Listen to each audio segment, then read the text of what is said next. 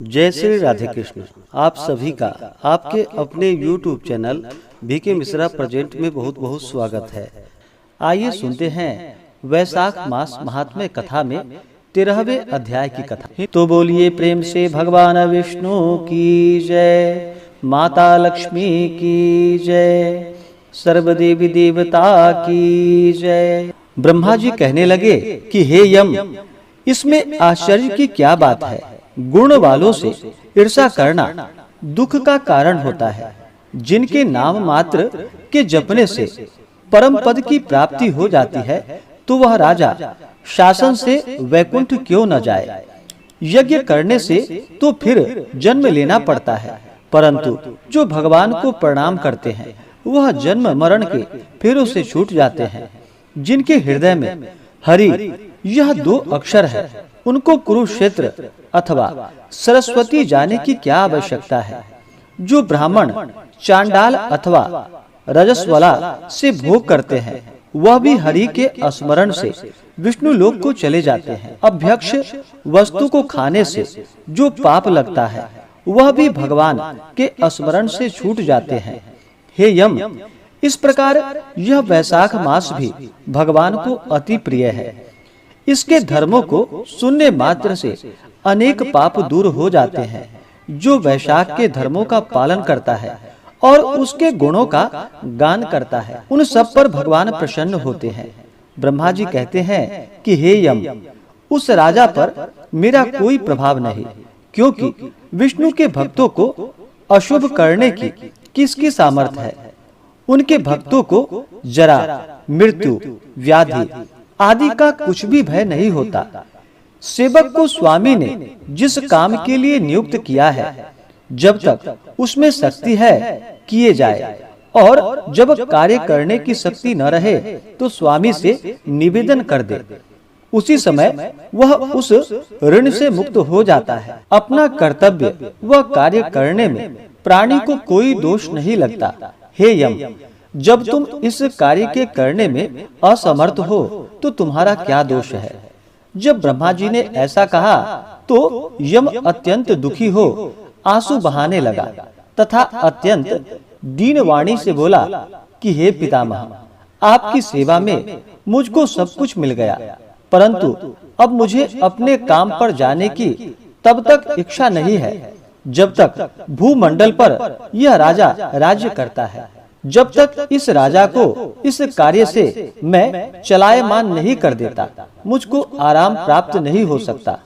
आप मेरे इस कार्य को सिद्ध कर दीजिए, तभी मैं फिर शासन कर सकता हूँ।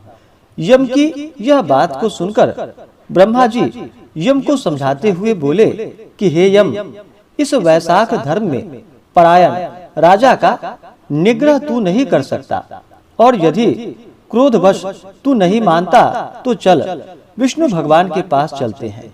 जैसा वह आज्ञा करेंगे वैसा ही किया जाएगा, क्योंकि वह संपूर्ण लोकों के कर्ता, धर्म के पालन करने वाले और संघ को नियम में चलाने वाले हैं। भगवान की आज्ञा के विरुद्ध कुछ भी नहीं कर सकते, ना ही इसकी भक्ति के विरुद्ध कुछ भी दिखाई देता है।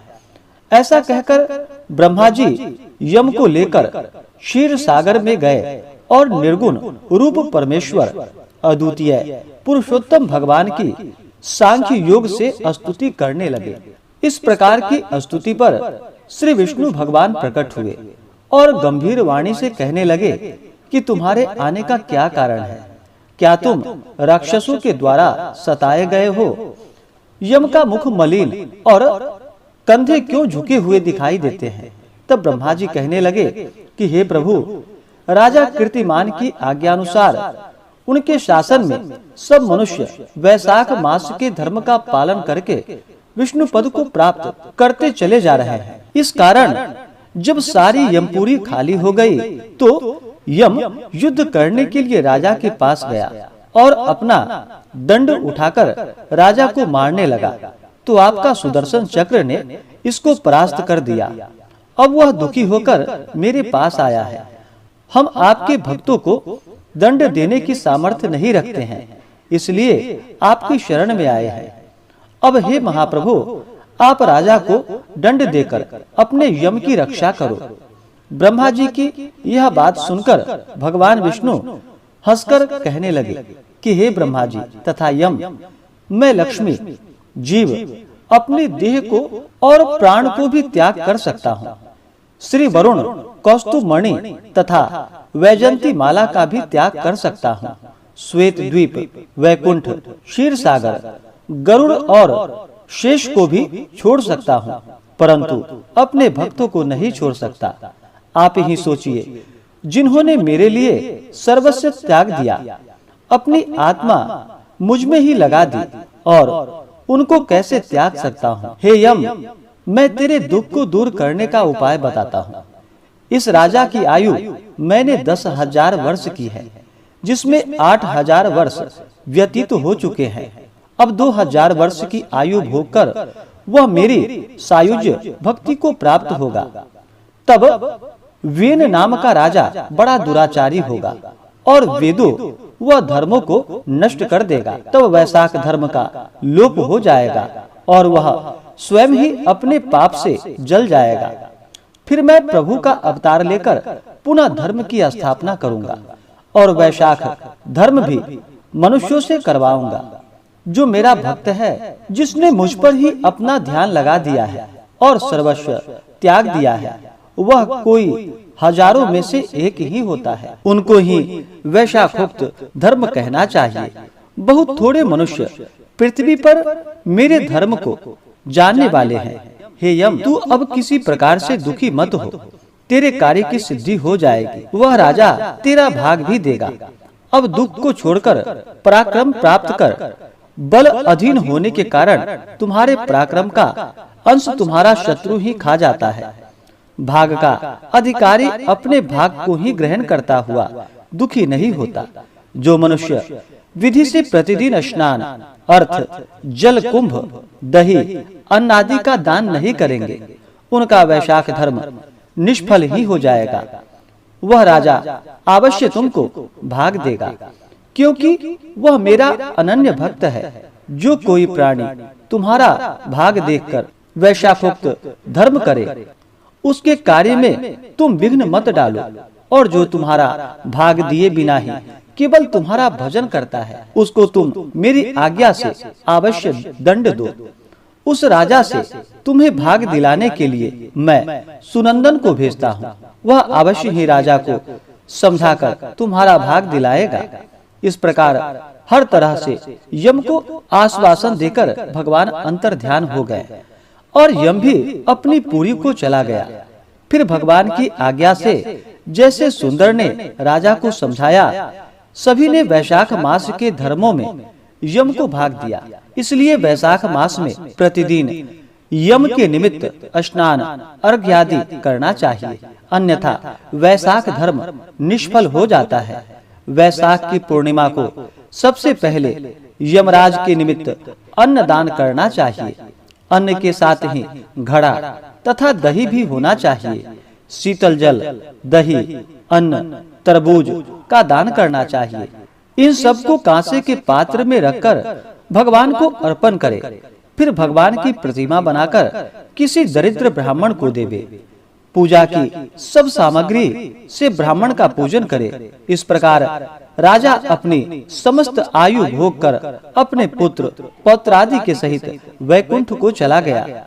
जब वह राजा वैकुंठ को चला गया तो वेन नाम वाला महापापी राजा हुआ। उसने सब धर्मों तथा वैशाख के धर्मों का भी लोप कर दिया। इसी कारण सब धर्मों को प्राणी भूल गए।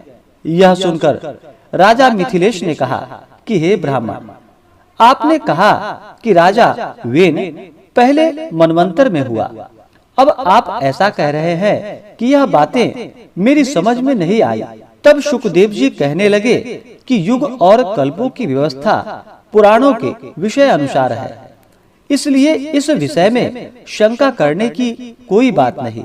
जैसे जिन जिन कल्पों में शुभ कथाएं हुई हैं और मार्कंडेय ऋषि ने मुझको बतलाया है, सब मैंने तुमको बतलाया। इस प्रकार से श्री स्कंद पुराणीय वैशाख महात्म्य में नारद एवं अम्बरीश के संवाद में यमदूत सांतावना नामक 13वां अध्याय पूर्ण हुआ।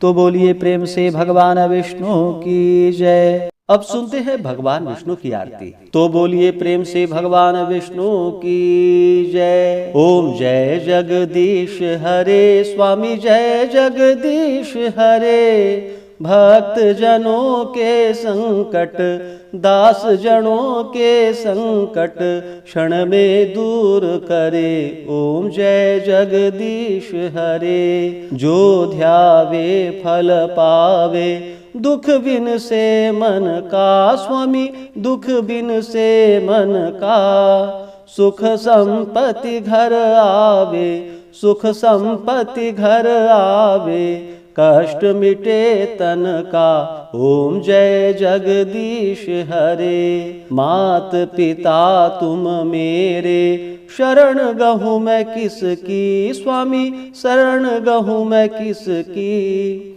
तुम बिन और न दूजा तुम बिन और न दूजा आस करूँ मैं किसकी। ओम जय जगदीश हरे। तुम पूर्ण परमात्मा तुम अंतर्यामी स्वामी तुम अंतर्यामी। पार ब्रह्म परमेश्वर पार ब्रह्म परमेश्वर तुम सबके स्वामी। ओम जय जगदीश हरे। तुम करुणा के सागर तुम पालन करता स्वामी तुम पालन करता। मैं मूर्ख खल कामी मैं सेवक तुम स्वामी कृपा करो भरता।